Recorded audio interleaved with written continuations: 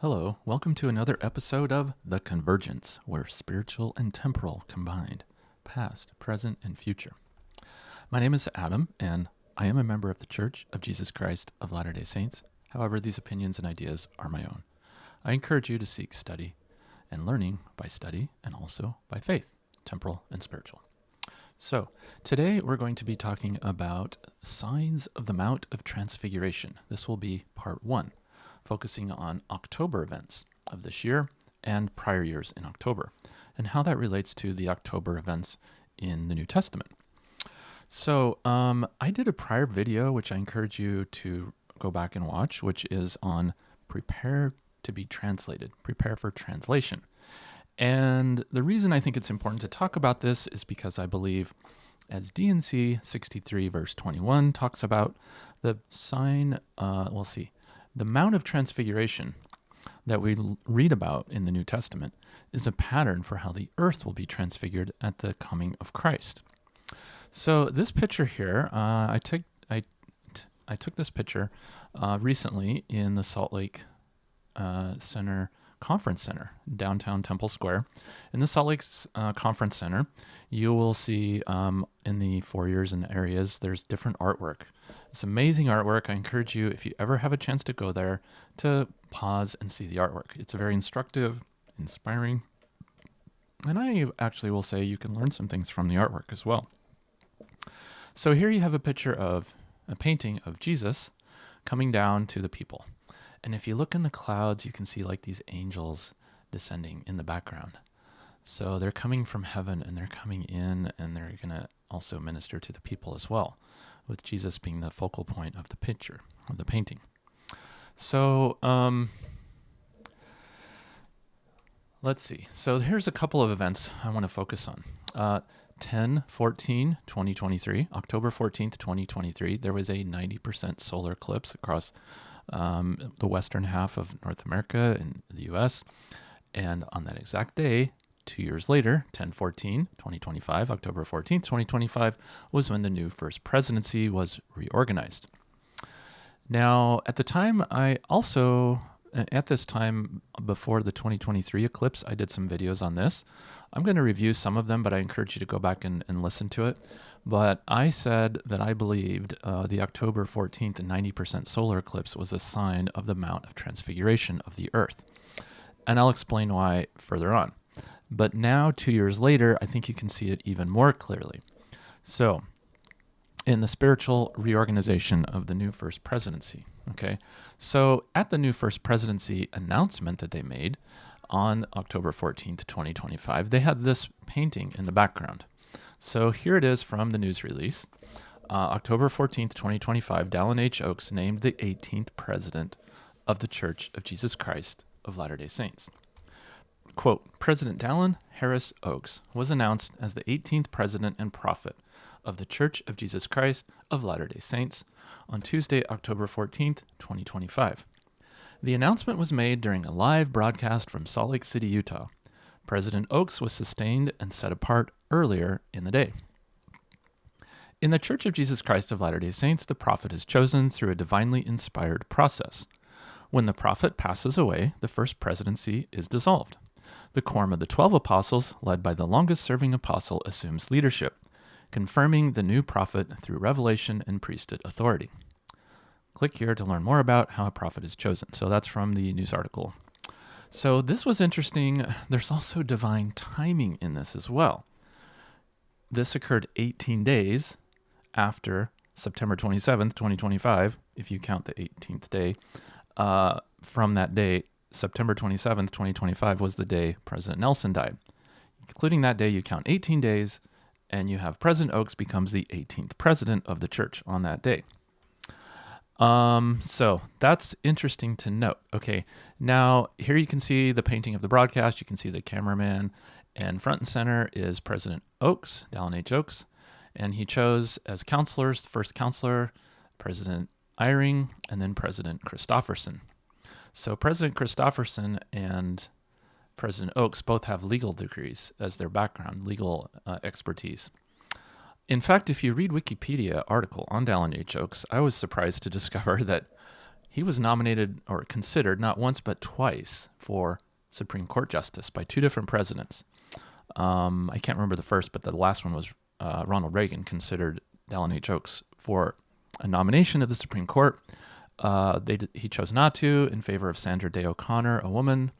And so obviously it wasn't in the Lord's plan. It was in the Lord's plan for him to be the prophet. So, and then you have over here, you have President Holland, who is, I think he's the president now of the Quorum of the 12.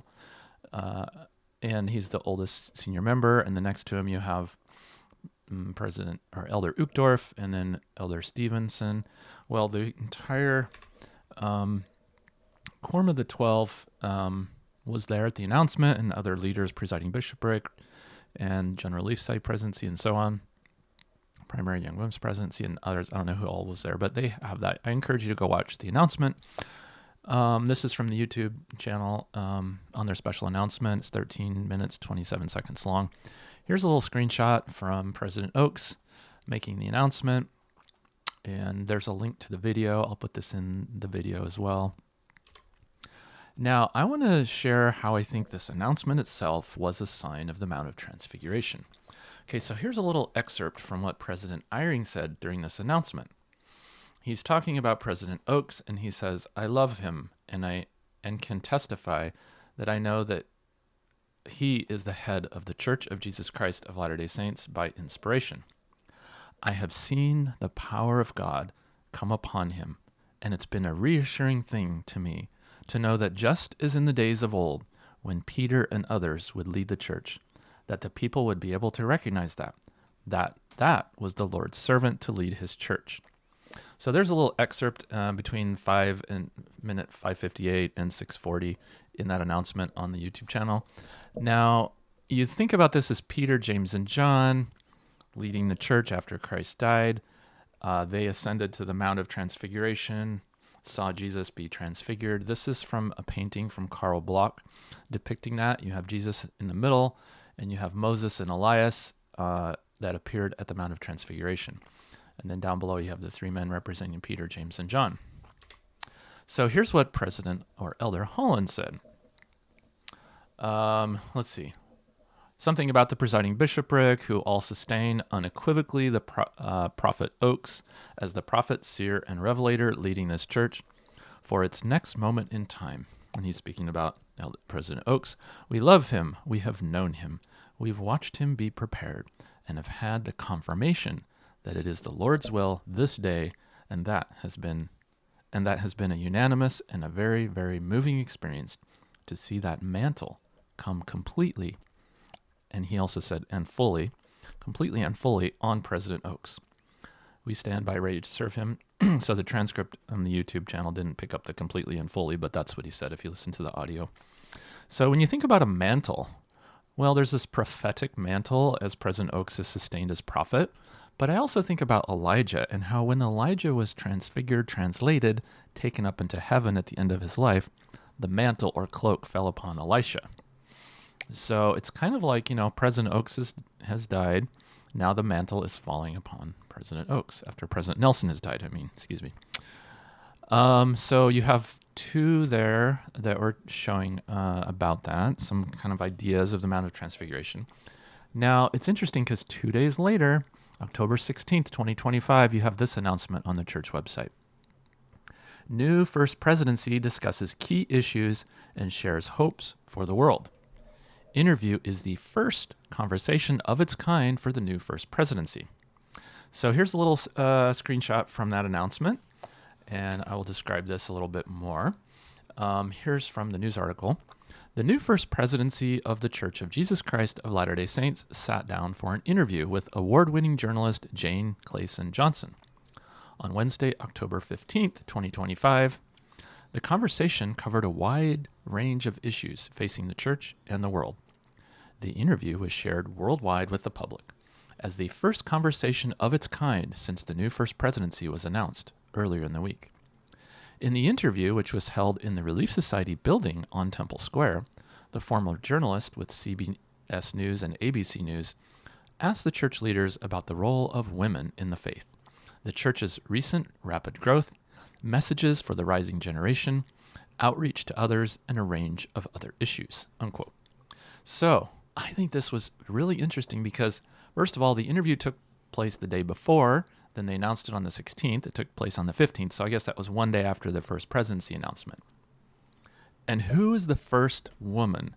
Who is the first person who gets to interview the new First Presidency? It's a woman, Jane Clayson, who is very well known and respected in journalism. If I remember right, I think she was, I want to say Good Morning America or something like that. She was a well-known, award-winning journalist.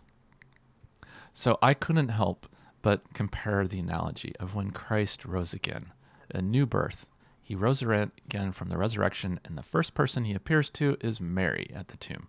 And so this is a little image depicting Mary. So Mary is the first to see the risen Lord. This conversation was the first of its kind. They've never done that sort of thing. Also, it was taking place at the Relief Society building. So he's going to where the women are, and he's talking to a woman first. He meaning the prophet and First Presidency.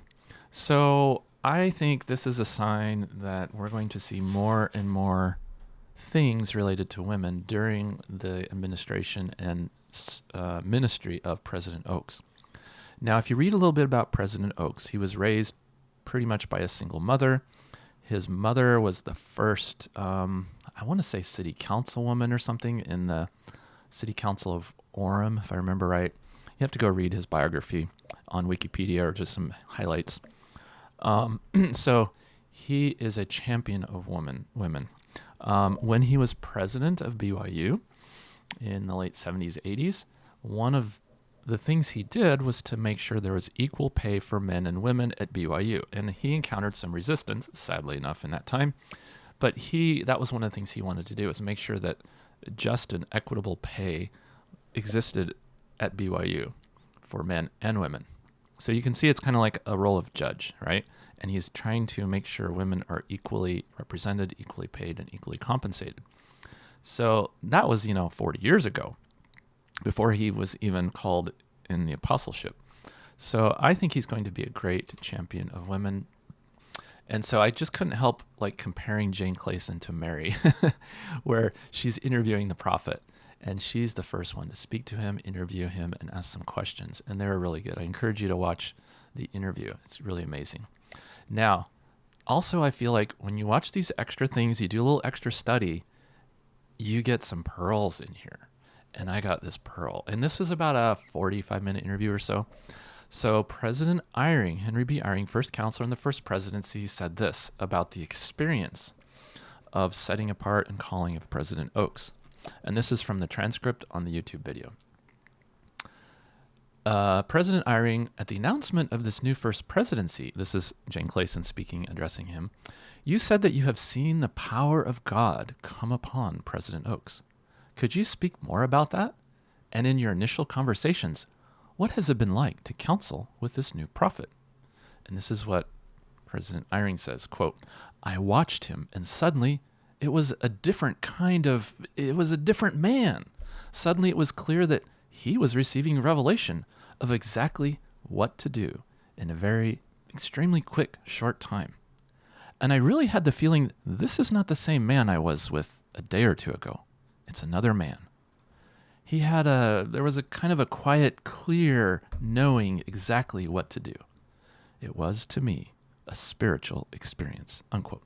So when you talk about a different kind of man than it was a day or two ago, that reminds me of Moses on the Mount Sinai, when the Lord appears to him at the burning bush and says, Moses, take off the shoes, for the ground upon which thou standest is holy ground.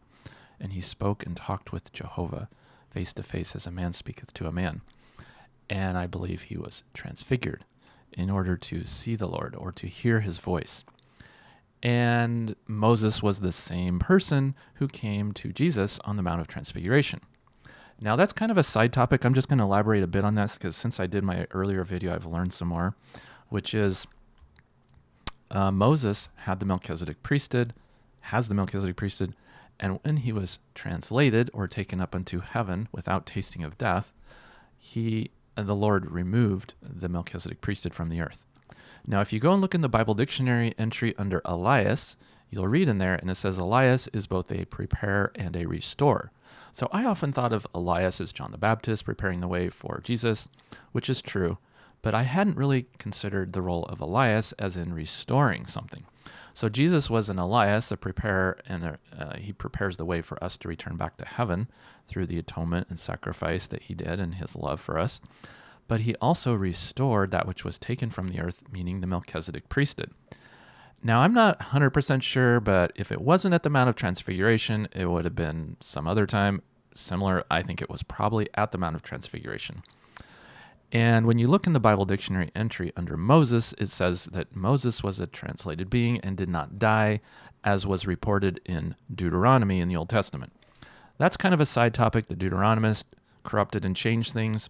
You get the idea in the Book of Mormon that Moses hadn't died, possibly. The Lord in the scriptures say the Lord took Moses up unto himself, therefore we know nothing concerning his burial and death, and it's similar to Alma the prophet, that like maybe he was translated and not tasted death. So when Moses was taken up into heaven, he had the Melchizedek priesthood, and let's see, Joshua, whoever it was next, I think it was Joshua, didn't or whatever, or it was like sort of limited access or whatever. So Moses had the Melchizedek priesthood, and then from Adam to Moses, and from Moses to Jesus Christ. There's your next dispensation or time period that is very important. And when Jesus was on the Mount of Transfiguration, Moses and Elias appeared to him. And then under the Bible dictionary entry for Moses, it says he didn't need the taste of death. It says, as with many of the Lord's chosen servants, Moses continued his ministry, I should say, not mortal, but he did not taste of death. And this was before the resurrection, in order to fulfill his mission of conferring Melchizedek priesthood keys at the Mount of Transfiguration, just like Elijah did, which is sealing power and other things. And Moses had, Moses, the gathering of Israel, and I'll get into that a little bit more, but you get this idea that maybe President Oaks was transfigured and had this transfigurative experience that President Eyring is describing. And so further on, let me continue on what President Eyring said. He ended up in minute 235 saying, to me, it was a spiritual experience. And then later he says, I think we should also say here that we have not always been wise in using the great qualifications and powers of the daughters of God. I think I need to be personal again. My wife died 2 years ago, yesterday. And I thought, I miss her for a lot of reasons. But mostly, I wish she were here when I come into this position that I am in now, because she had a sense of what mattered that was just remarkable. There is a line in our handbook that says, speaking about ward councils and counseling together, that women and men sometimes have different perspective on things. And I thought to myself, do we need a handbook to tell us that?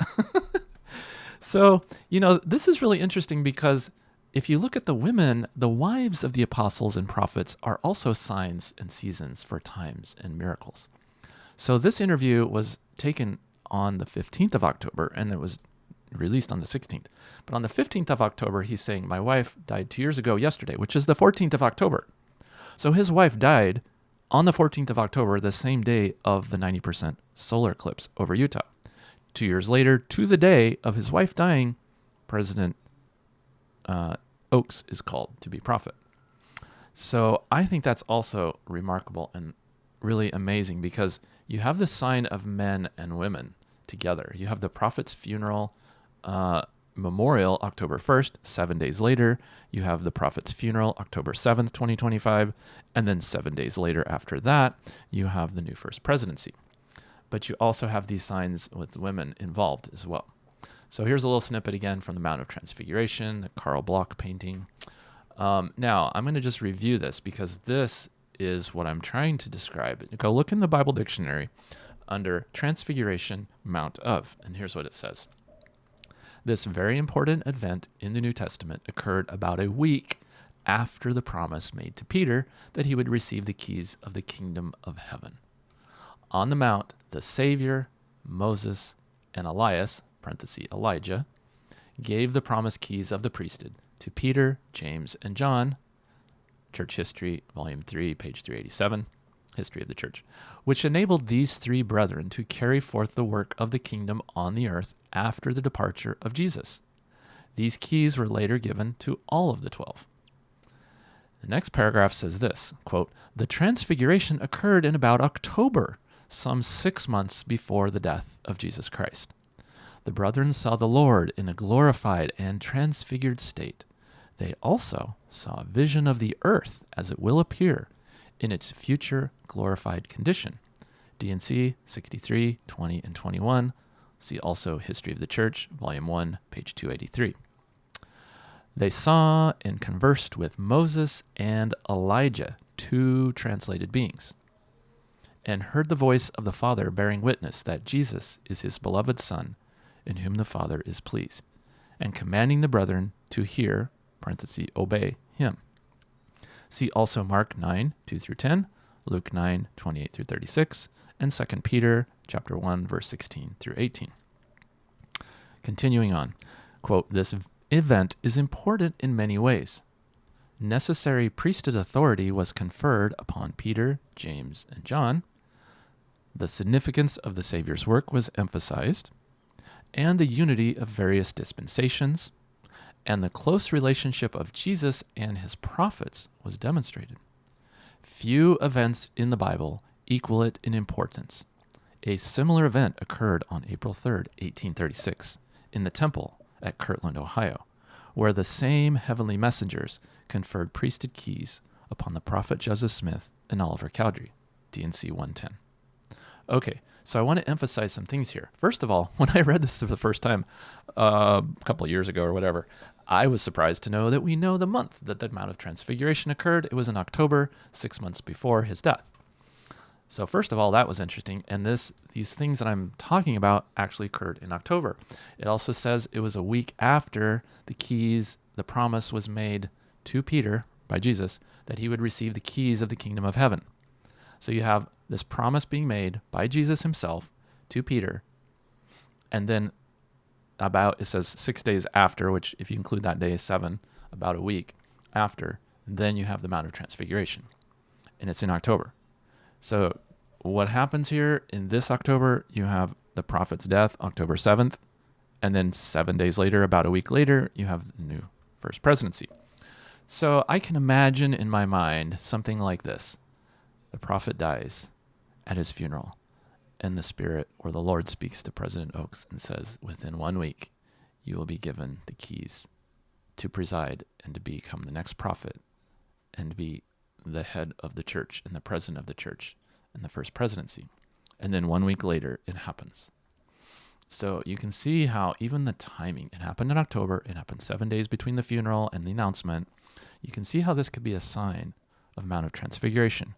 Combined with what President Eyring said, Elder Holland, and others about the event, you can see how this can represent Transfiguration.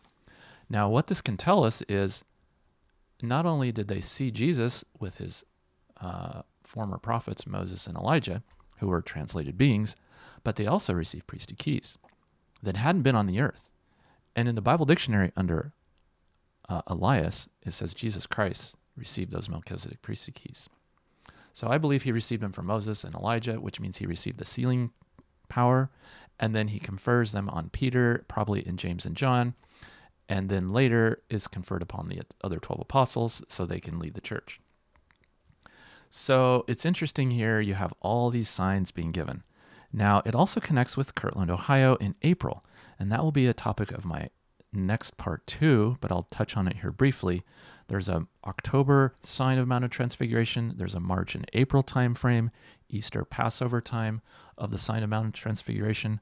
We have 2 general conferences once a year in September, October, and March and April. So you have the 6-month cycle as well. So let's review some of the time frame, okay? So attack by Hamas on Israel in Jerusalem by land, air, and sea was October 7th, 2023. This could be considered a temporal sign for Jerusalem. Also, in my prior videos, in fact, 6 months before this actually happened, I said Daniel's 1290 days could be fulfilled October 7th. It could mean destruction upon Jerusalem, and it was. And 1290 days is 3.5 years from when the temples were all closed worldwide, March 26th, I think it was, 2020. They announced it on the day before, and they said it's to be effective the next day. So you add 1290 days, you get October 7th, which is the exact day they had their attack. So it's symbolic in a lot of ways and literal. So you have temporal sign for Jerusalem. And then 7 days later, you have this 90% solar eclipse over the northwest part of the USA. That, I think, is a spiritual sign because it's in heaven, and nobody can make up the timing of the eclipses, right? It's just set from when the earth and the sun were created and the moon and the stars. And I think it's a sign of New Jerusalem because it happened over southern Utah, which, as I was writing this, I realized, oh, that's where President Nelson was from. He was from southern Utah. And the reason I remembered that is because my wife's family is related to him on that side, and they're from southern Utah. So this eclipse passed over southern Utah.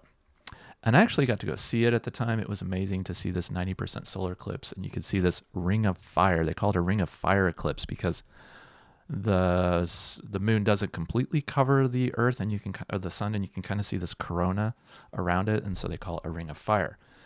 Also, it's kind of like a birth. In the birthing process, they call it a ring of fire right before a new birth. Okay, so then there's the Kirtland, Ohio temple.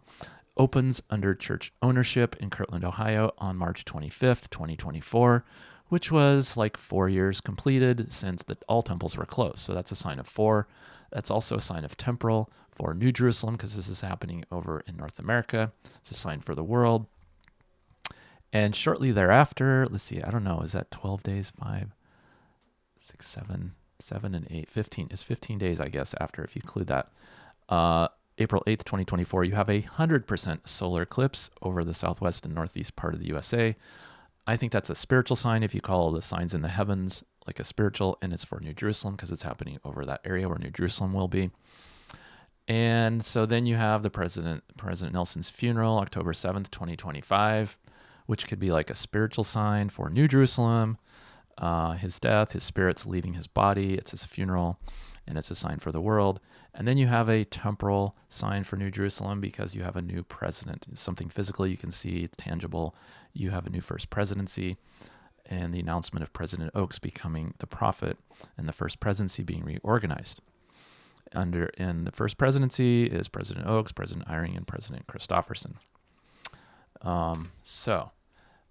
Here's another way of looking at this, what was happening in Israel during this time. So October 13th, was the day before the First Presidency's reorganized. Now, what's happening over in Israel, in the Middle East? Israeli hostages freed, hundreds of Palestinians released as Trump hails historic dawn. And this is from an article from npr.org. It says updated October 13th, 2:30 p.m. Eastern time. I don't know exactly when it happened, but here's a little screenshot from the article. And you have peace 2025. Peace in the Middle East. And on the right, you have President Trump. And on the left, you have Egypt's President Abdel Fattah el-Sisi holds signed documents during a summit to support ending the more than 2-year Israel-Hamas war in Gaza after a breakthrough ceasefire deal Monday, October 13th, 2025 in Sharm el-Sheikh, Egypt. Even Vici, AP photo. So here you go. A sign for Egypt in Egypt. Liberation from the bondage of Egypt. This is happening in Egypt, and Israel is getting their prisoners freed. So here's a little quote from the article. Quote, Tel Aviv.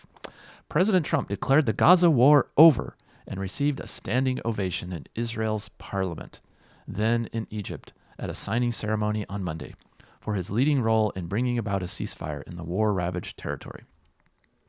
In a crucial part of the agreement, Hamas released the last 20 living Israeli hostages who had been captive for just over 2 years. In turn, Israel freed nearly 2,000 Palestinian prisoners and detainees. Most of the Palestinians were taken from Israeli prisons, placed on buses, and driven to either Gaza or the West Bank. They were greeted by cheering crowds along with hugs from friends and family. Israel was also sending some abroad, effectively placing them in exile. Okay, so here's interesting. You have this ratio of 20 to 2,000. Drop off the 0. Let's see, that would be 2 to 200, which is like 1 for 100. So for every 1 Israeli hostage, they're releasing 100 Palestinian prisoners, if I did that math right. But you can see the ratio here. It's kind of interesting. It's like 1%. So this peace agreement's signed before the 2 years and a week is up. They were attacked October 7th. Things started, and then you have 1 week later, you have the 6th or 7th day fulfilled, October 13th. They're like, okay, let's do peace now. So the timing is just amazing because half of 4 is 2. 4 is a sign for the world. It's like half an hour of silence, half a measure of time. There's 4-year presidential cycles. There's 4 years in the calendar. Every 4 years you have a leap year. There's a lot of signs in heavens and earth. Now, here's the other thing. If you think of this as a sign of the Mount of Transfiguration, October 13th to the 14th, here's what is happening temporally. And this is where I say it's the convergence. Signs in heavens like the eclipse, spiritual signs like President Nelson, President Oaks, and then you have temporal things like Israel, in Israel, for Israel, and New Jerusalem. Jerusalem and New Jerusalem. Quote, this is from the NPR article. Quote, Trump calls it a new era. This is the historic dawn of a new Middle East, Trump told the members of Israel's parliament, the Knesset.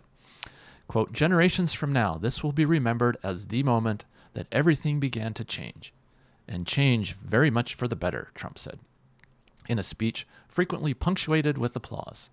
Like the USA right now, it will be the golden age of Israel and the golden age of the Middle East, unquote. Now, this is continuing the article. Israeli lawmakers chanted Trump's name, and he received a prolonged standing ovation at the end of his lengthy speech, filled with grandiose language. Since taking effect Friday, the ceasefire has been holding after the deadliest fighting ever between Israelis and Palestinians. And if Israel and Hamas can complete the exchange of prisoners and hostages as outlined in the agreement, that should provide additional momentum for an agreement that still faces many obstacles. Trump is a staunch backer of Israel, though he put considerable pressure on Israel's Prime Minister, Benjamin Netanyahu, to accept the ceasefire proposal. Trump also leaned on Arab countries like Egypt and Qatar to get Hamas to agree to the truce. So that's pretty much the substance of the video. I'm just going to review a couple more things to show the importance of these signs.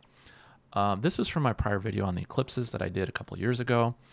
On the left, you have New Jerusalem over North America, and on the east, you have Jerusalem over the Middle East, this area, okay? So on the left, you have this A-looking thing, which is an aleph. You can say that's an aleph in the Hebrew alphabet, which is beginning, the alpha. And then over here, you have an X, which is a tav, which is like the last letter in the Hebrew alphabet, which is like the ending. The first shall be last, the last shall be first. First, the gospel was taken to the Jews, and then last to the Gentiles. And in the latter days, the Gentiles were the first to receive it in New York, and starting with 1820 First Vision. And now the last to get it will be the Jews. So you have these eclipses. It was 2017 that went from the northwest down to the southeast, and then 2024 from the southwest to the northeast. And then in between, you had this October 14th, 2023 eclipse. Now, a similar thing is going to happen over the Middle East. August 2nd, 2027, from the northwest to the southeast, passes over Mecca. And then March 20th, 2034, from the southwest to the northeast, passing over Medina. And the X is somewhere in the Red Sea. It is still south of Israel, so it's not exactly on it. This is an article I found from another website, and it says, these two eclipses, the ones in the Middle East, mark the X southern border of the land promised to Abraham. Quote, I'm giving this land to your descendants from the river of Egypt to the great Euphrates river, unquote. Genesis 15:8. It depends on where along the Nile River God meant. The 2027 eclipse passes over a very long stretch of the Nile, and the 2034 eclipse reaches to where the Euphrates empties into the Persian Gulf. The full X formed by the entirety of both eclipses are symmetrical. So here is the New Jerusalem sign eclipses, August 21st, 2017, going this direction. And then you have in the middle, October 14th, 2023, the 90% annular solar eclipse, which they call the Ring of Fire. It's not a total one. And then you have the 100% total one, April 8th, 2024, going southwest to northeast, passing over New York and the Sacred Grove area, really getting close to that. And the duration is very interesting. I'm going to elaborate on that later. But the duration between the two 100% solar eclipses is 6 years, 6 months, and 6 weeks. And there's actually a remainder. I think I'll have to get it. I'm not going to say it right, but there's some day component, whether it's 3 days or 4 days, I can't remember. But the same thing happens in the Middle East, 2027, August 2nd, first 100% solar eclipse over Egypt. The second one, March 23rd, 2034, 100% solar eclipse passing over Medina. And the duration between those two eclipses is also 6 years, 6 months, and 6 weeks. And then there's a day component, which I think is, I want to say, I can't remember if it's 8. I think it might be 8 days. Anyway, when I first saw this, I didn't quite know what to make of this sign of 666. There's the mark of the beast that most people think of in the book of Revelation. I'm going to elaborate on this a little bit later, but I'll just give you a little teaser. I got this idea or inspiration recently when I was studying the scriptures. Half an hour of silence mentioned in Revelation could mean half a measure of time. Half a measure of 12 is 6. Half of 12 years is 6. Half of 12 months in a year is 6. And half of 12 weeks is 6. So it's a half a measure of time. And the seventh is a holy period. And for example, God created the earth in 6 days, rested, and on the seventh, there was, resting. That's like the 6,000 years of the earth's existence, and the 7,000 years will be the millennium. It's also like the 6 days when Joshua in Joshua 6 and Joshua 7, Joshua in the Battle of Jericho, they encompassed the city 6 times, 6 days, and they were silent. And on the seventh, they did a shout, and the walls came a-tumbling down, as the song says. So the seventh is the Sabbath when all the prisoners go free. So, and then just to review why I think this Mount of Transfiguration is important, this is kind of the pattern of the earth. It was washed near to Kolob, created somewhere else possibly. Then it was anointed to come where the Savior would come to this earth, and it was terrestrial, like the Garden of Eden.